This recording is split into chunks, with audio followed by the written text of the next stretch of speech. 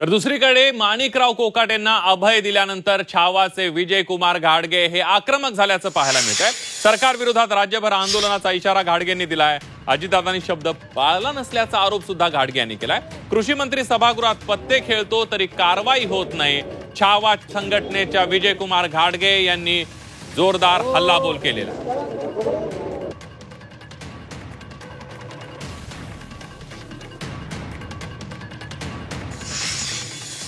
राज्यातल्या लोकांना आता सरकारकडून अपेक्षा राहिली नाही।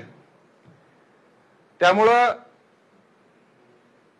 आम्ही शेतकऱ्याच्या बांधावर जाऊन अनेक प्रश्न आहेत शेतकऱ्यांचे, विभाग वाईज वेगवेगळ्या विभागात वेगवेगळे प्रश्न आहेत। उद्याच्या शनिवार पासून मी मराठवाड्यासह विदर्भ, पश्चिम महाराष्ट्र आणि खानदेश, उत्तर महाराष्ट्र या सगळ्या विभागांचा दौरा करणार आहे आणि सबंध महाराष्ट्रातल्या शेतकऱ्यांची मोठ बांधून या महाराष्ट्र सरकारच्या विरोधामध्ये आणि अजित पवारांच्या विरोधामध्ये एक मोठा आंदोलन उभारण्याचा मानसिकतेत सध्या महाराष्ट्रातला शेतकरी आणि आम्ही आहोत।